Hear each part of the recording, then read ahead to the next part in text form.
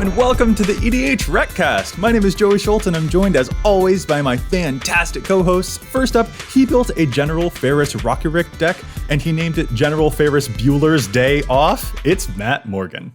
So a friend of mine is a dentist, and his wife that he married, she does manicures all the time, and when they got into arguments, you might say they fought tooth and nail. you know, that's a good Magic card too, actually. They didn't ever entwine it. No, nice try. Good to know. Up next, he built a General Ferris Rockerick deck, only he called it Ferris Rockerick, son of Yawgmoth. That's Dana Roach. So 2020 added more new cards to Magic than the first 3 years combined. And in 2021, we will surpass the total from last year by the time Forgotten Realms comes out. So if you do the math on that, by the time we get to 2025, we're just never going to be able to turn off the camera. We're just going to have to be recording all day, every day to get enough of these previews covered. Every single day. Matt, do you think you're up for that task? I am not up for that task. I will retire. I'm not sure I am either. I will retire if I have to put on glasses to let everybody live stream my life. All right. Well, I don't know whether to be really excited about new Magic cards or if I'm just sort of dreading everything, but let's actually finish our introductions before we get to that stage of the fear process. Anyway, this is the EDHRECast. EDHREC is the best deck building resource on the web for the Commander format, compiling data from deck lists all over the internet to provide helpful recommendations for new Commander decks. And here on the podcast, what we'd like to do is give all that data a little more context. Hey, Matt, what is it that we're discussing in this week's episode? So we spend a lot of time talking about cards that people are playing and popular cards, all of those types of things. But today we're going to talk about types of cards that we do not play, at least in our personal decks. Yeah, just kind of going through a couple of categories and then also some personal examples of cards that we're not running in our decks and why that might be to maybe help folks out if they're listening to see about cards that they're not playing too and what the feelings are behind do I or do I not play certain cards in Commander. Should be a whole bunch of fun. Real quick, before we get to our main topic, let's pause and give a huge thank you to the folks at the Command Zone. They handle all of the post-production work on our podcast, making it look as awesome as it does. And we want to thank our sponsors for the show as well. The EDHRECast is sponsored by Card Kingdom and TCG Player, two of our favorite sources for buying cardboard on the internet. Just go to EDHREC and click on the card in question, choose the vendor link down below, and doing that supports both the site and the show. And if you'd prefer to support the show directly, you can do so over at patreon.com/EDHRECast. We have patron tiers of all levels, and we have patron-exclusive content coming out every month, including our awesome patron-exclusive altar sleeves that you can get. So make sure you head over to patreon.com/EDHRECast if you want to support the show, and we definitely appreciate it. And in fact, we appreciate specific patrons every single week. So this week we do want to give a very special shout out to Joe Kleckner. Thank you so much, Joe. We definitely appreciate your support and thank you for all of it. Oh, Matt, I thought you were giving a shout out to me when you said Joe. I was really excited there for a second. No, Joe Kleckner, not young Joseph. Very different people. All right. Thank you so much, Joe. We really appreciate it. All right, fellas, let's get to our topic. Now, we are talking about cards that we don't play. And we're going to tackle this in two different sections. And the first one we're going to discuss are the cards sort of in general categories that we're not really playing in our EDH decks. And we'll talk a little bit later about some specific examples in our own personal decks a little bit later on. Before we get started, though, there's one thing I definitely want to shout out here that we've just got to establish. The title of this episode is not Cards You Shouldn't Play, and it's also not cards that we don't think should see play. This is just, these are cards that we are not personally playing. We're not trying to moralize about these cards are good and these cards are bad. We're just going to cite some examples that in our experience, these happen to be cards that we're avoiding sometimes on purpose or sometimes accidentally. Yeah, we talk a lot about optimization kind of things. You know, this card is technically slightly better than that card, and you should run it for this reason.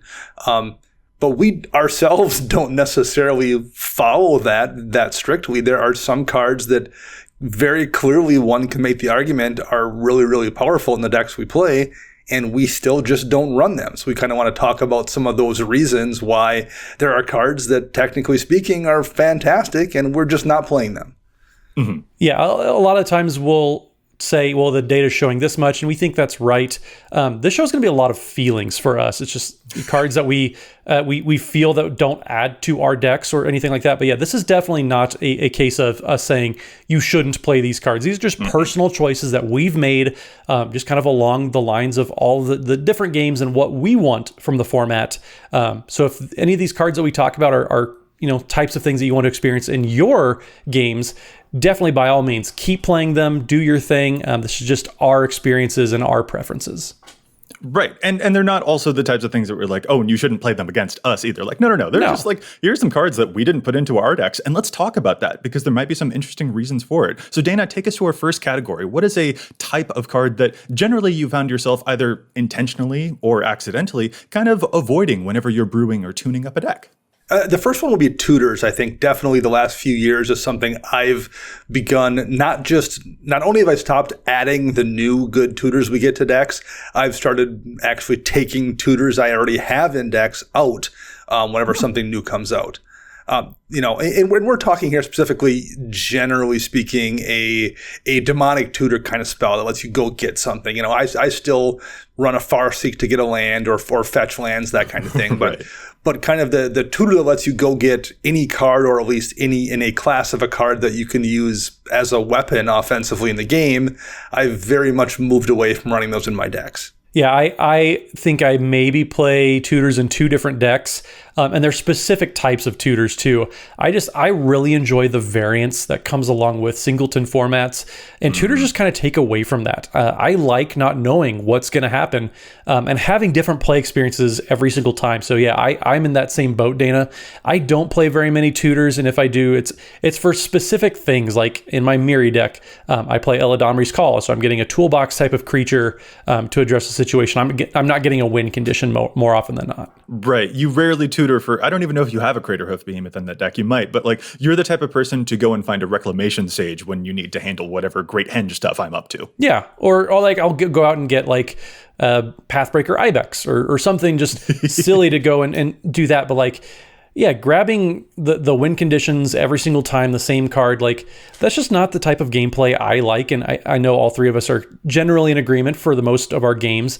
The tutors and a lot of folks in the community, especially content creators, have kind of gotten to that place. Sheldon Menery is a big fan of taking tutors out of your games, and he'll tell you, on Twitter, on his articles, that they kind of take away from the spirit of the format. Not that you shouldn't play them at all, but the variance is kind of that spice of life that he goes for, and that's why he is a big advocate for taking tutors out. Yeah, and I'm not even sure if he says that it's taking away from the spirit for anything other than, again, it's like a personal thing on his end, just like you're saying, this is a personal thing on our end too. And it's kind of funny that you mentioned Toolbox there, because I do have tutors still in my Marin deck. I've got a whole bunch of fun stuff that's like Entomb I can put right into the graveyard, or the new Unmarked Grave, I can just put stuff right into the graveyard, and I really enjoy that. And there is a toolboxy sort of aspect to that deck, so I've maintained a lot of the tutors in that one, and like that's kind of nice to still have. I'm pretty sure that of the three of us, I run more tutors than you guys, but even then, a lot of them are largely consolidated to that specific graveyard style of strategy. And I've also hit that point over time where, like,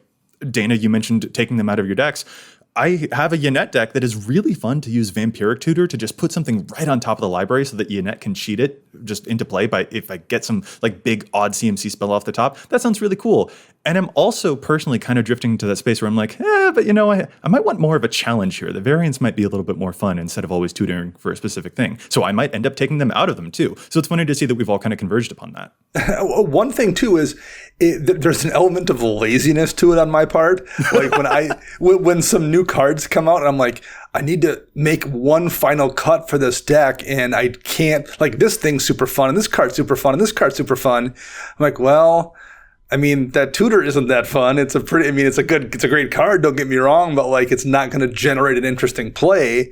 And that's a reason I've cut them too. I remember when Theros Beyond Death came out and there was half a dozen cards from my Enchantress deck, all of which I wanted to run because I thought they were going to, be fun and do cool things in the game. It became very easy to pull out Idyllic Tutor and Enlightened Tutor out of that deck because I'm like, they're never going to create something interesting other than they're obviously super powerful. So I pulled those two out because it was easy. They were easy cuts. Well, and one thing too that I noticed over the course of just the year that we just had and everybody kind of shifting towards webcam games is it's not particularly fun, like one person tutoring something up over webcam. Like if you're in person, I feel like it's a lot easier to kind of converse and still have that experience. But like over webcam, somebody tutoring a lot over the course of a game, it slows everything down quite a bit. And that's another reason I personally have taken a lot of tutors out is I would rather play 5 games than play 2 long ones. It's so, well, I mean, for some folks there, Matt, like a tutor might shorten up a game because they're going to go and find that win condition. So that is true too. That is true. There's something to be said there. But there's a lot of action going on, and I'd rather not spend a bunch of time shuffling and going through. Yeah, shuffle is not They're a big fun decks. It's 100 cards, man. Yeah, shuffling is a pretty unfun loading screen for sure. But yeah, it's just kind of funny there, Dana. I like that philosophy of, you know what, better cutting a tutor than it is cutting a land to make room for the new fun stuff in your deck, right? For sure. Yeah. All right, fellas, let's move to another type of category. And I'm actually kind of interested to hear from both of you if this is something that you avoid on purpose or if you avoid on accident. And those are extra turn spells. Over the course of us playing on our stream at twitch.tv/EDHRECast, Matt, I'm not nearly as good as plugging that as you It wasn't smooth like butter. No. You'll get better. You're so much better at those plugs. But something that I've noticed that we tend to just not really have while we're playing on there are the extra turn spells, like Time Warp to get an extra turn or Time Stretch to get 2 extra turns. Those are just things that I've never really seen us actually play while we are all gaming together on the stream. So I'm just kind of curious if that is a thing that, Matt, you've done on purpose or if it's completely by accident. This might be a loaded question, though, because you just sort of rarely play blue, so you don't have many opportunities to play the extra turn spells, actually. That is true. I actually had a Narset extra turns deck for a little while, and like it was fun. That was kind of that high powered deck that we would play every now and then. But a lot of times people misplay extra turn spells, and so I've taken them out of my decks to take that temptation away, because a lot of times I've seen a Time Warp was basically just a growth spiral. They played an extra land, they drew an extra card, but they didn't really do a whole lot with it. Then there's the extra turn decks, which is a whole nother story altogether. And I don't like that style of deck for myself, just because it turns a lot of times, especially when the deck is working right, it turns into solitaire. And I'd rather just everybody feel like an equal participant instead of sitting there watching me play 6 turns in a row until they just kind of concede. So that's why I don't do it personally. If you do it, then fine, but it may just make sure my big request is that you're winning by those extra turn spells, not just, kind of spinning wheels. Yeah, I that's basically the same thought process for me. I feel like no one wants to watch me play 3 turns in a row. I generally don't want to watch someone else play multiple turns in a row either. I don't get salty about it, but like I don't find it to be a particularly interesting play. I don't find it to be a particularly entertaining play, I guess, or a display of your skill. Time Warp's a fantastic card, and even if you misplay it, like Matt said, it's still a pretty good use of your time, or use of your resources in a game. And if you don't misplay it, it's fantastic. I would say if you're playing blue, Time Warp is almost always worth a slot in your deck. And it's almost always not interesting if it generates a win, at least to me. I've never seen someone play a bunch of extra turns or even one and thought, wow, that was really fascinating. You really showed me your ability at playing Magic. Wow. And so therefore, I assume the same is true of myself. No one's going to think the same when I do it either. That's not going to be interesting for someone else to watch me do that, and they're not going to be impressed by it either. So I don't run them for that reason. I don't think it is something I find very entertaining. So I assume the same is true from other people when I would do it. See, I have seen like probably one of the most impactful things was a well-timed Karn's Temporal Sundering, which is the legendary extra turn spell. Just coming down at the right time to actually, as a kind of a win condition type card, like you have an Alpha Strike, but you need one more turn to Alpha Strike the last person down. That's fine. That's a totally fair, and I would not blame you for doing that. It's just when you do it and play those Time Warp type of spells for little to no additional benefit is kind of where I think the bad reputation from the community at large kind of comes from. And I will say, I do technically have an extra turn option in my Sphinx Tribal deck because Metamai the Ageless, when he deals combat damage, lets me generate an extra turn.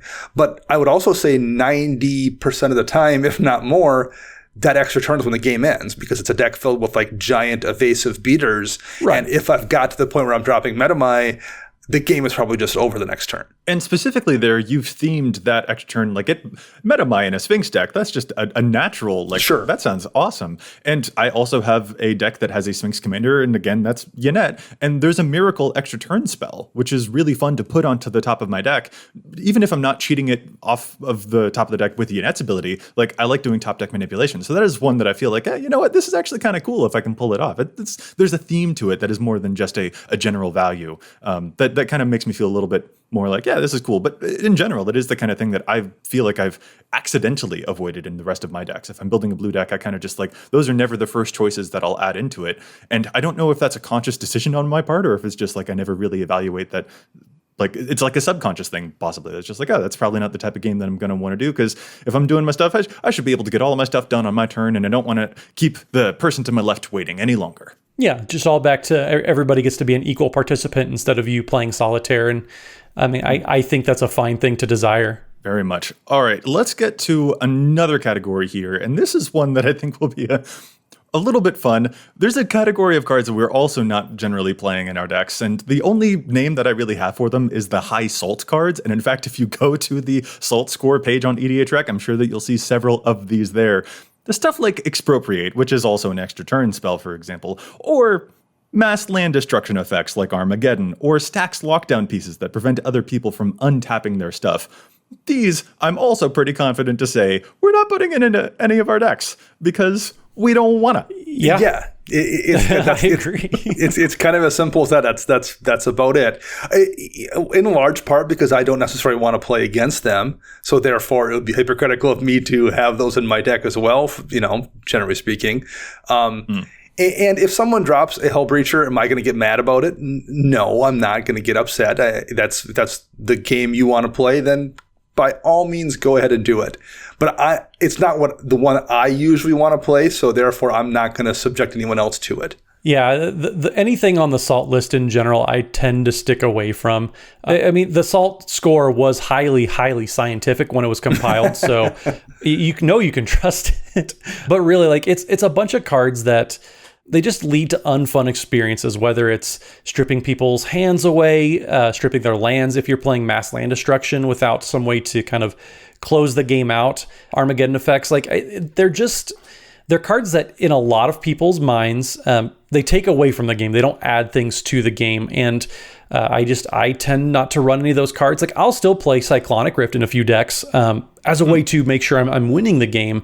It's not a way to draw the game out and do some other things like a lot of the other kind of categories within the SALT list do. Right, and that's like the 8th most salt-inducing card according to the polls that we did. So that's a pretty big one, but like I think also its ubiquity, it has a lot to do with the place that it earned there on the salt score as well. But yeah, generally it's just like Commander feels like one of those places where like the fun is not a zero-sum situation. The victory is not necessarily the only goal. And while there are totally going to be metas out there that will enjoy, trying to get out from underneath a stack slot, for example, those tend to be the types of things that we avoid because it's just not really what we're after. I really want to see what your deck can do, and I don't want to prevent it from doing that. I want to use some removal to stop it from killing me, but I am interested to see what your deck will actualize when it finally gets around to its strategy, Well, a lot of this is very subjective, too. Like, yeah. I am not going to play a Stasis in a deck, even if I have a way to break parity on it, because it's just not the kind of... I don't want to stop people from playing Magic, but... I'll run Scavenger Grounds in a deck and Relic of Progenitus or something, so I can shut off a graveyard deck. Or Joey, I mean, that's what made me think of that. Like, I'll run those kind of tools to shut down someone's graveyard strategy. I would say the difference probably there is those are kind of one-shot effects for the most part that will stop you from doing a thing, and then you can try to do it again. Whereas things like a stasis lock or something is a lock usually, in which case the person just can't do their thing for the rest of the game most of the time. Wait. So Dana, you're saying that if it's a continuous effect, you won't use it. So you'll take Rest in Peace out of all of your decks now? I don't know if I have Rest in Peace. I think I might still have it in one deck. But yeah, I generally actually don't run the continuous, like Leyline of the Void effects or Rest in Peace, kind of for that reason. Really? Yeah. I'm really delighted by this part of the conversation. Matt, you say things now. I'm happy. Oh, well, I was going to say, like, I still will play Scavenging Ooze. No. I still will play those effects for you. But like, and a lot of the cards that are on the SALT list, like Hull Breacher, The reason that they rank so high is because they're oftentimes used in conjunction with other cards to make them, really dive down on the synergy. Like Hull Breacher keeps people from drawing extra cards, so you play a wheel effect so they don't get to draw the extra cards, and you get all the benefit instead. I have exactly one Hull Breacher in exactly one whole deck, and I made sure specifically I'm not playing any wheels in that deck, because that's just not what I'm going for. Like, I don't want my types of games that I enjoy playing. Yeah, like you said, Joey, it's not a zero-sum game. Like, my enjoyment isn't taking away from anyone else's. So yeah, it's just like, if I'm going to play Hull Breacher, I'm not going to play it with those other cards that exploit where the power is. Gotcha. Yeah. And this kind of dovetails into another type of category that I don't have a very explicit category name for, I guess, but there are certain win conditions that I notice we also sometimes will just avoid. The classic example that comes to my mind here is the card Torment of Hailfire, which you can put a bunch of mana into, and then it will force your opponents to make a grueling decision after grueling decision to lose a bunch of life or sacrifice permanents or discard cards. And that can be an extremely efficient win condition. And I played it in a deck or two, especially because I love like having a big black mana deck where I can Cabal Coffers for a bunch of mana and then just get a huge Torment of Hailfire. And it kind of just personally stopped being a fun way to win. I was just like, I want a little bit more of a dynamic to the way that I win rather than just, this one card did it for me. So eventually I found myself taking that card out of the decks too. Yeah, it's kind of the sound of air slowly leaving a balloon. I feel like when someone plays a Torment sometimes, because when that card was first spoiled, I was like, oh, this card is insane. And I think I picked up a couple copies very quickly and had them in my black deck, or black decks. And then after like the third or fourth time I cast it, I realized it just never felt like a great win. It felt like I won the game because I top decked a Torment of Hailfire and it was turn 8 versus me winning the game because I maneuvered myself into some position to win. So in the case of a lot of these cards, it's because it doesn't make me feel satisfied with the win. I don't come away from casting a Primal Surge in a deck with, 87 permanents and just putting my whole deck onto the battlefield and then killing everyone. I ran that card in my Enchantress deck for a while, and after like the second time I cast it, I was like, this just didn't feel like it was a win that I earned somehow, other than I top decked it with enough mana to cast it. So for me, a lot of the cards here fall into that category. They aren't wins that make me feel like I did something to cause them to happen. Yeah, I just tend not to play a lot of just 2-card combos in general, Dana. I don't play Laboratory Maniac or Thassa's Oracle. If I am playing some sort of 2-card synergy combo, I make sure like it needs a third or fourth piece to actually win the game. Like, I'll play Devoted Druid and Vizier Remedies, but sure, that makes infinite mana, but like it still needs a way to actually win the game instead of just sitting there and generating the mana. But I tend not to just play these 2 cards win the game type of combos. That's not very satisfying for me. I would rather do something that people have a better chance of interacting with than, okay, I got this. Well, I already had this, so I win. I like people having a chance to disrupt me when I try to do types of wins like that. Yeah, if you had ever built a Prosh deck, for example, Food Chain is the type of card you would deliberately avoid because that's an infinite combo with the commander right there, and that's not really the experience you're after. Not at all. I think I own one Food Chain. It hasn't been in a deck for 5+ years. Right. And I really like something that you sort of hit on there, Dana, as well, where it was kind of like saying, you don't want the cards to win for you. You want to, like, for it to feel like you earned that victory because of your positioning rather than the cards won the game on your behalf, and you'd rather have a bit more agency in it. And I think that that's a really fun thing. And the piece that I want to like tie into that as well is just that, like, there's a novelty to some of the ways that you win. If you win in a really original way, like I can throw Torment to Hailfire into any of my black decks, but it might take away the originality of how those decks each individually can win a game compared to I can give them a bit more, I can infuse more personality into the deck if I don't use some of those quote good stuff cards, I guess, that would lead to a win in the same way across a lot of different decks. Well, and it's funny you should say that, Joey, because we have an entire category coming up next, just about kind of general cards that, aren't too specific to anything, but they're just very good and can go in dang near any deck that can play them. Yeah, so Dana, tell us all about this one. This was a cool thing that you put into the show notes, and I'm really interested to hear you talk about. This is a category of cards that I feel like you're accidentally not putting into your decks, because these are the cards that are just too, quote, general. So the card that I kind of think of here as the signpost for cards that feel too general is Mirage Mirror. It's an artifact that you can turn into a copy of almost anything in play. When Mirage Mirror was spoiled, I remember looking at it thinking, oh, that card is so good. It can go in any deck and be fantastic. And I put it in a bunch of decks. And then like a month later, I was like, that card is so good. It can just go in any deck at all and be good. Like I went from being excited about that to being kind of bored with it by that. And as a result, I don't have it in any of my decks anymore. And that's a wrong choice. Like power-wise, it's a fantastic card. Like you can make an argument in Mirage Mirror's defense in almost any deck, but I just don't run it because it could go in any deck, and for whatever reason, it just is something that I kind of got bored with for that reason because it just went everywhere. That is fascinating. It's a card that could go into any deck, so you don't play it in any deck. That is totally wild. And like Mirage Mirror, I love that thing. It is up to a whole bunch of crazy stuff. I never know what I'm going to get when I play that card. So like, I love playing it, but I can totally see how it seems like one of the easier things to cut whenever you're tuning up or getting some new cards that you want to try out in the deck, where it's just like, this card has a general applicability that is like, I can make some synergies happen, but it isn't always there isn't always a direct synergy with the rest of the mission of the deck. It has a general usefulness to it that maybe just gets ousted when you want to try out new synergy pieces as well. So like it does kind of stick out maybe amongst the pile when you're tuning up a deck, when you've put it all in front of you and you're like, this card it's got a lot of general applicability, but the synergy maybe isn't as obvious, and so it's easy to justify removing.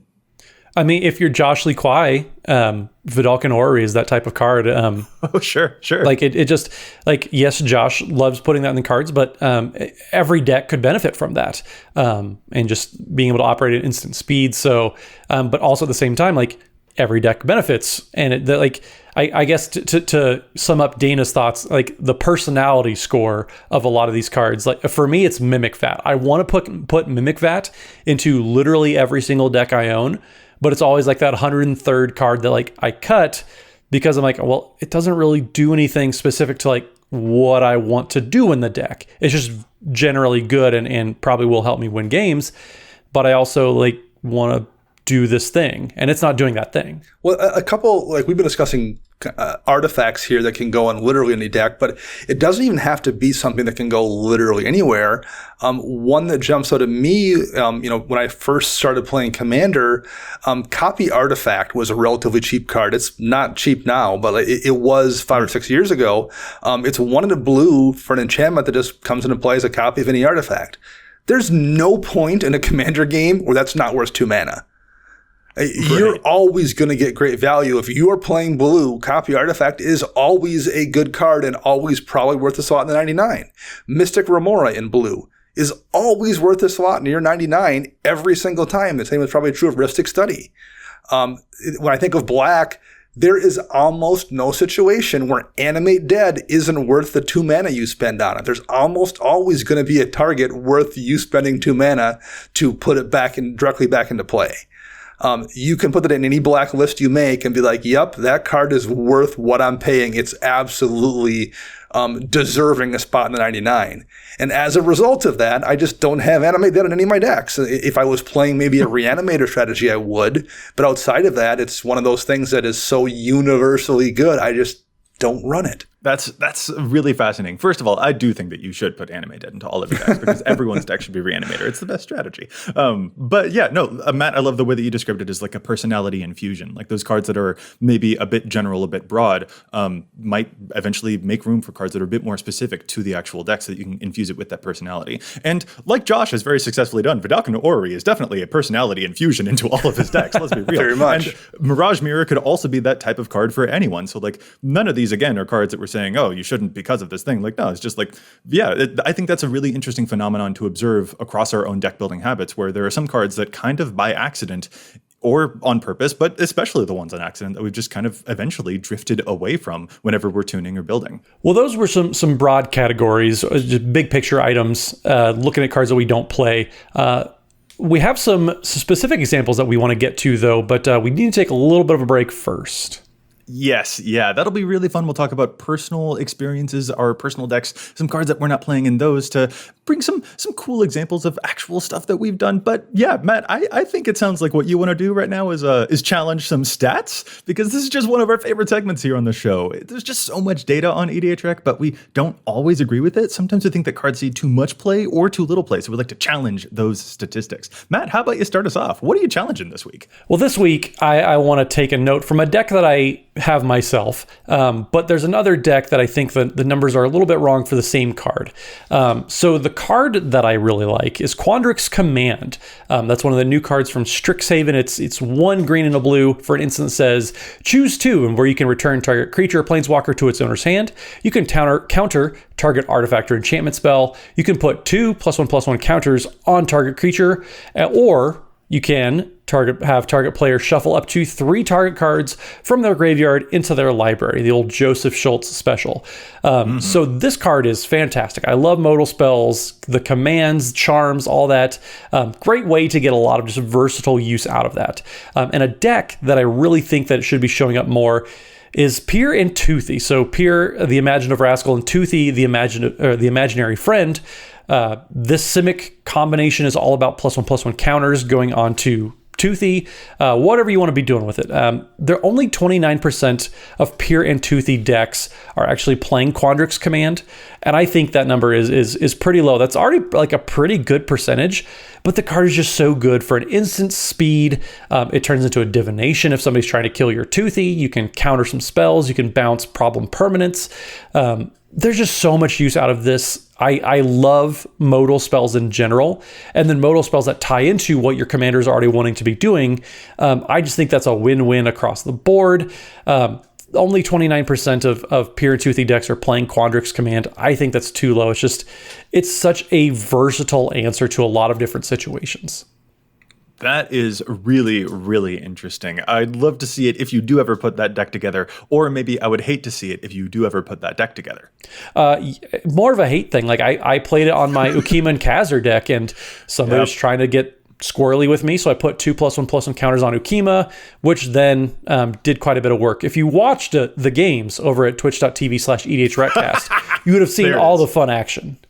So you're so smooth at making those plugs. Very, very just well done. Works in and out. It's as good of a fit, me making the plugs, as this card is in Peer and Toothy decks. Wow, A+ on that one, Matt. I love it. I'm going to move to my challenge now, and mine is a listener-submitted challenge the stats from Roxistence on Twitter. So Roxanne points out here a really cool card that, Dana, I'll wonder if you've ever heard of, because it is a strange one from Ice Age called Dreams of the Dead. Ever heard of this one? I don't think I have. Sweet. I love it when we can find a card that Dana hasn't heard of. This is a weird enchantment. It is 3 and a blue for an enchantment that says you can pay 1 and a blue to take target white or black creature from your graveyard and put it directly into play as though it were just summoned. This is some really old text on it, but basically you'll reanimate a white or a black creature for just 2 mana. The thing is that creature then gains a cumulative upkeep cost of 2 mana, so you do have to pay more and more mana for that thing to actually stick around. And if the creature ever leaves play, you'll remove it from the game, so you can't repeatedly reanimate the same stuff. But Roxanne really wants to point out that this is a great card to put into an Amanatu deck, because Amanatu can flicker any white or black creature that you get back out of your graveyard, and that will remove it from the game, that will have it exile, which will satisfy the Dreams of the Dead clause, but then the card will just come right back and it won't have that cumulative upkeep anymore. So this is a really cool way in a Blink deck in Esper colors, for this specific deck probably, but this is a really cool reanimation effect that you can repeat over and over again in a deck that is built to churn out tons and tons of value over a long game. It's a reanimation effect on a blue card, so I absolutely love this challenge. Yeah, that's really, really good in the right deck. I like that one a lot as well. I'm not going to go with an old card. I'm actually going to go with a relatively new card. Who are you and what have you done with Dana Road? Spectral Deluge is in about 1,500 decks. It is 4 blue for a sorcery, and return each creature your opponents control with toughness X or less to its owner's hand, where X is the number of islands you control. And you can foretell this, so you can spend 2 on your turn, and then on a later turn you can spend 1 blue to fire it off. One of the problems with Cyclonic Rift existing, I guess, is the fact that any attempts to make a Rift-like card afterwards are going to be way worse than Cyclonic Rift. And so the field is kind of crowded because you only want so many of those effects, and they're always generally worse than Rift. Deluge is as well. However, it's still pretty good, I think, particularly if you're in mono blue, where you're just accidentally going to have enough islands most of the time to make this into a one-sided bounce. It's a way to poke through damage to kill people relatively easily. And also, yes, it costs 6 mana, but it's the kind of thing you can do on turn 2 because of that foretell cost when you maybe didn't get that 2-drop mana rock to cast. And then on a later turn when you actually need it to win the game or to blow up someone's board state who's threatening to win, you can just spend 3 mana to do it and still have plenty of room left on your turn to do other things. I think if you're playing mono blue, that's a really, really good card, and it should see probably more play than the 1,500 decks it's already in. It's not Rift, but it's really, really good. See, Dana, you've been looking at my decks. This is in my AC Tyrant of Gyre Straits deck, and it does work. Any like modal, not really modal, but kind of like bounce effects with upside, like Whelming Wave is the same way, Crux of Fate is the same way with board wipes. If you can find an effect that doesn't affect you and your board state, it's always worth considering. I love this card. This is a great challenge. I love these types of effects. Also, bonus, since it is a foretell card, you can put other foretell cards into your deck, and folks will never know which of the trap cards you've placed in face-down position. Exactly. Am I Yu-Gi-Oh-ing correctly? I don't think that I am. But I also really, really like this challenge. And Matt, you just mentioned one of your decks there, so let's get to that main topic that we were discussing earlier. Let's get back into it when we're talking about some personal examples. Like we discussed some, broad categories of some cards, like, oh, we're not really playing these types of tutors we've fallen out of, or extra turns is something that we've kind of accidentally avoided, or cards that were really general. But now let's talk about some stuff in our own decks that we've avoided, maybe on accident and more likely on purpose. When we compare our own decks to the data for the most popular cards for our commanders that we find on EDHREC, there are inevitably some differences, and it's kind of fun to dig into that. Dana, let's start with you. What's a deck that you've got that when you compare it to the big data that is on EDHREC, you see some differences, and there are some reasons that you're not playing some of those really high synergy or really popular cards? So the one that jumps out at me right away is Mindslaver in my Glissa the Trader deck. That's kind of the go-to win con in that deck. So Mindslaver is an artifact that you can sacrifice to take control of somebody else. And what you do then is just make sure as you're destroying their board state in hand, when you have control of them, is you throw one of their creatures into Glissa, who will survive because she has First Strike and Death Touch, which will bring that Mindslaver back to your hand that you can then reuse and on the next turn and do the same thing again. So it's pretty easy to get a lock with Mindslaver in a Glissa deck. It's also super annoying. And it's and number one, it's super impossible basically on webcam. So the last year would have made it not playable at all. But just in general, it's not what I want to be doing. I don't want to do a bunch of things that it does. I don't want to lock somebody out of the game and make it unable to play. I don't want to have to go sit in their seat and like hold their cards and dig through what they're doing. I just don't want to have to impose myself in someone's space like that either. And it's not a particularly original win condition. So like there's just a bunch of reasons not to run it, any one of which would be enough. And when taken combined, it's just not a card I have any interest in playing. See, Dana, I don't know what's worse, not being able to play or somebody else playing for me. Sure, right. And that just gives me the shivers. I also don't play Mindslaver for those exact reasons. Makes absolute sense. Yeah, I can see that. Like, that is a powerful card. Like, if you're putting that into a Glissa deck, you've absolutely found an amazing synergy there. But I can also totally see why that's something that you've, lost interest in. It's just like, that's not really the kind of thing that I'm after. And it's really cool to hear about that. Matt, let's move to an example from you now. What's a card that's really popular in one of the decks that you play that you just tend to avoid? Well, one type of category in general that we kind of touched on a little bit that I just stay away from are stacks type of effects. Benny Smith and I, we had a really good conversation one time about our Teysa Karlov decks. I don't play Grave Pact or Dictative Erebos types of effects. I just don't particularly enjoy the impact they have on games. I don't like people kind of being buried under this kind of a oppressive weight of, well, are you going to play a creature? It doesn't matter because I'm just going to get rid of it anyways.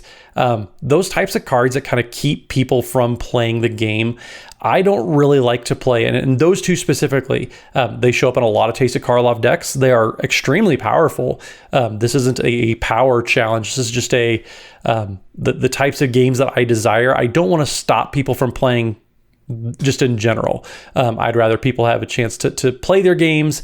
And so I've taken out those Grave Pact effects. I don't particularly enjoy the board state that they create, because it can be rather oppressive for a lot of different deck strategies to get out from under that. See, Matt, I just think you can find a reclamation sage. You'll be fine. No?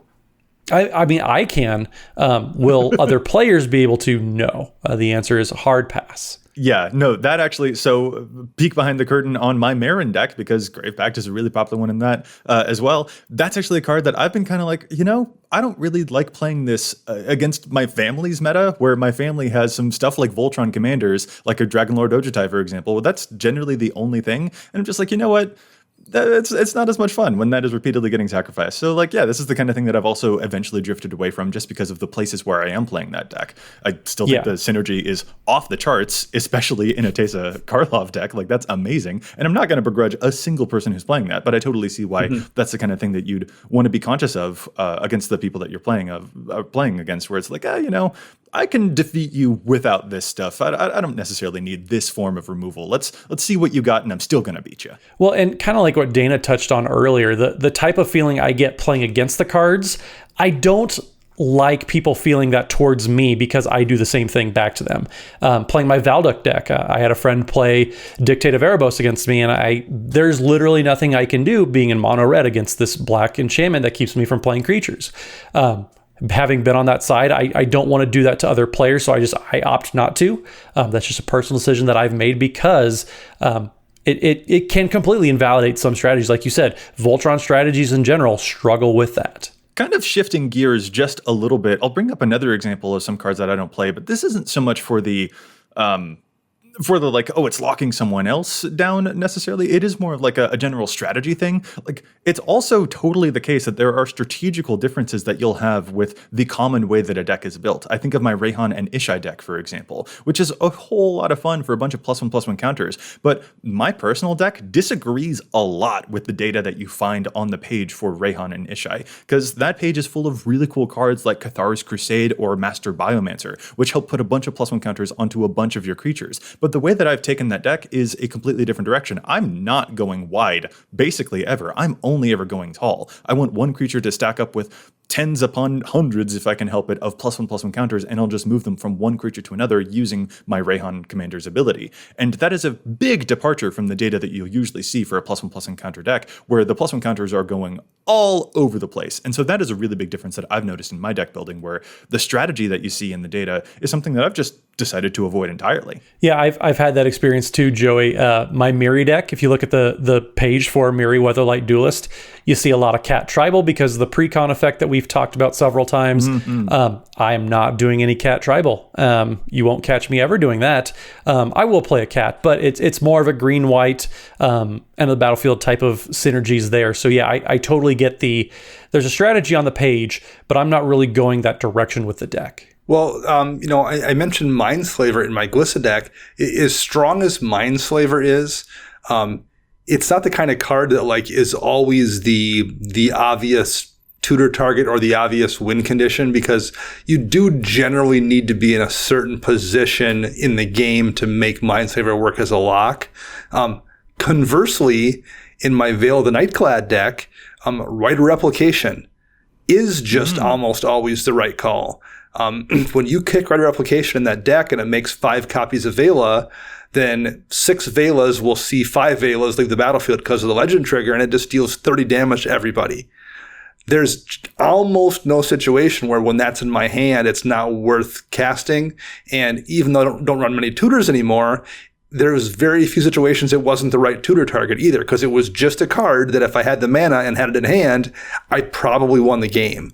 And therefore, I just stopped running it in the deck because it became the kind of thing that very easily everything revolved around doing just that one thing. That is a really nasty synergy. I remember that being one of the go-to examples of how crazy Commander could be, when I was first learning how to play the format. It was just Vela can do what? That is a classic, not an infinite combo, obviously, but it is a combination of cards that I just totally remember being a kind of one of those staple things about playing Commander generally. And it's so funny to hear that it's specifically a thing that you've kind of that's not really what I want. I'm after something totally different. And I don't know. It feels like a weird evolutionary step in my understanding of Commander, if that makes sense. Sure. Yeah. And again, it's also one of those cards that if you're playing blue, it's probably always a good card too. Even if you're not playing Vela, Rare Replication is pretty great. It's going to get you the best one copy, the best thing for 4 mana early on, and get you all the copies of the best thing later in the game when you have enough to cast it too. So it also does double duty as being one of those cards that if you're playing blue, it's generally worth putting into your deck anyway. Can confirm. Do you know what happens when someone else has a Grey Merchant of Asphodel and I use a Rite of Replication on it? No. A lot of fun things. That's what happens. It's delightful. That's a word, delightful, you could use. Yeah, sure. Well, and Dana, I kind of have a card too that follows into the same category of if I put this into the deck, I see it on the lists, it would almost warp the deck around what that card tries to do. I mentioned earlier, Food Chain, I have one. It's not in my Ukima and Khazar deck, though. The Food Chain combo, Mist Hollow Griffin, and there's an Eldrazi that came out a while ago, too. There's a Legacy combo deck that revolves around Food Chain. Prosh decks are also very well known for doing this. They basically sacrifice creatures, they recast them, and they make infinite mana. There's all sorts of just crazy things to do, and Ukima and Khazar, Khazar doesn't really do much, but it gives you access to Food Chain so that you can make infinite mana and then recast your Ukima and get all those enter the battlefield and leave the battlefield triggers. I just don't have that in there. I would rather cast a Berserk on my Ukima and then Teferi's Time Twist and flicker Ukima and win that way. Do some silly things, equally powerful, but just comboing out and kind of doing okay, well, I have my Food Chain and now I just win. Those types of wins, is it right to include that? Probably. But it's just not as satisfying for me. If you watch twitch.tv/EDHRECast, there it is. You'll see all the different ways that I'm finding to, and yes, it really is me finding ways to do crazy things with Ukima. It's a lot of fun, but I know Food Changes is one of those things that it's extremely linear, and that's not the type of game I want. So not even just is it really fun for you to find those Teferi Time Twist on the Ukima to get the damage leaves the battlefield trigger. That's fun to play against too. I'm remembering those games where you have found a way at instant speed to flicker Ukima in response to someone trying to dome you for a bunch of damage or whatever, and instead you domed them right back. Those stand out in my mind. Those were fun to play against because of how unexpected all of it was. That is also a huge thing. It's not even just a personal thing on your end. It's also that your opponents were delighted by it too. And that is such a good feeling. Yeah. And those are the types of experiences that I like people leaving from games with me. It's not because I went out there and I did my thing and crushed everybody, but I discovered something too.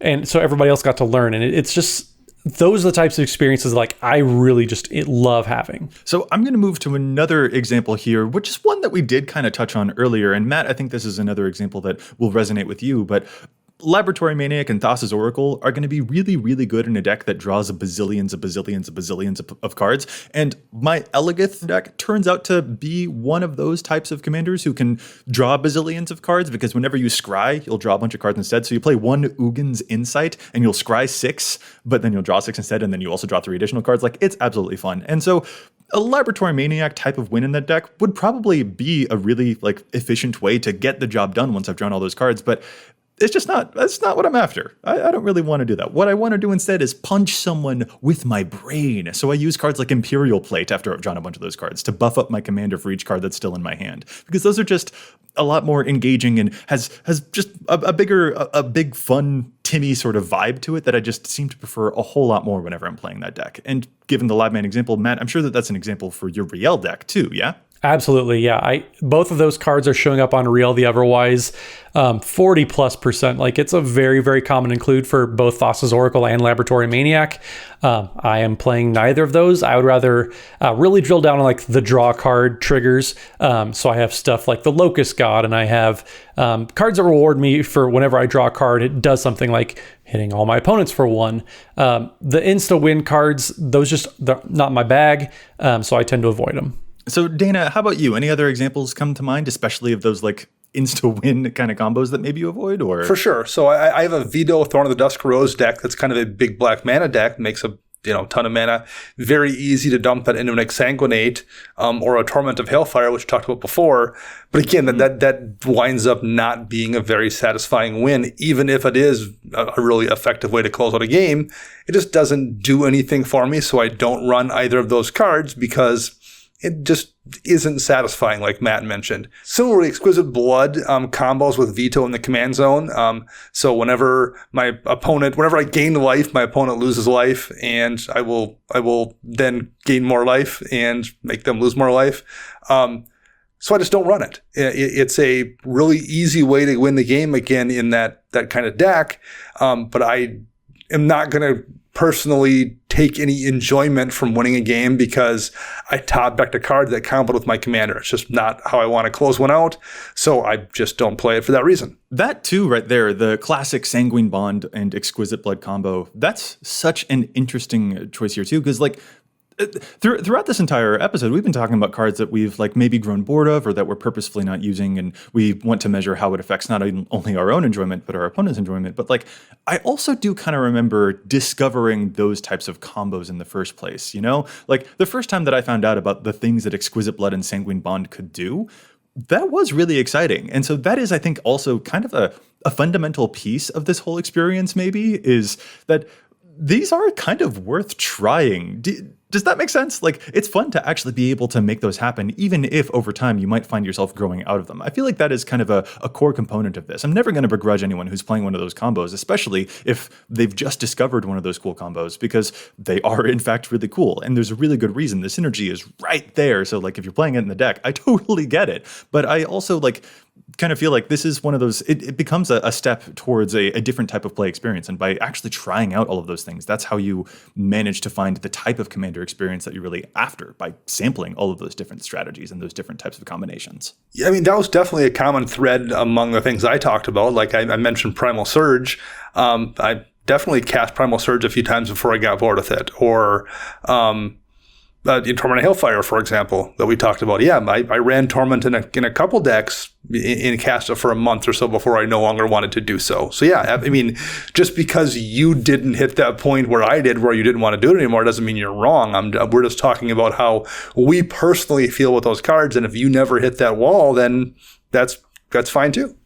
Yeah, you hit the nail on the head there, Dana. Like, we had those experiences, and that's how we came to our own conclusions. If you had those experiences and came to a different conclusion, then like, great. There's plenty of space in the format for people to play different play styles, to play different types of decks, whatever you're looking to do in Commander. Like, the format is big enough for you to have those experiences and get whatever you want out of it. Like, this is just us kind of gleaning some of our personal experiences and how that reflects in our decks. If your decks look different, great. That's why the cards are there for people to be playing. Yeah. Mm-hmm. And that's what makes it so much fun, is for the decks to, in fact, be different. Like, the way that you might build a veto deck is going to look different than the way that I might build a veto deck is different than the way that Matt might build a veto deck. Let's be real, Matt's never actually going to build a veto deck. That is absolutely true, yeah. But yeah, like, it's just, I think it's kind of a cool thing to have gone through these. And I would also love to know from the listeners which cards maybe they don't play, and whether those are on purpose decisions or things that they've found themselves slowly drifting out of or into over time. But I guess also at the end of the day, it's just important to remember that we got to where we're at because we are old men who played with these things. And so that's where Dana got where he's at. It's because he's got years and years of experience telling Exsanguinate to get off of his lawn. You are not wrong. All right, guys.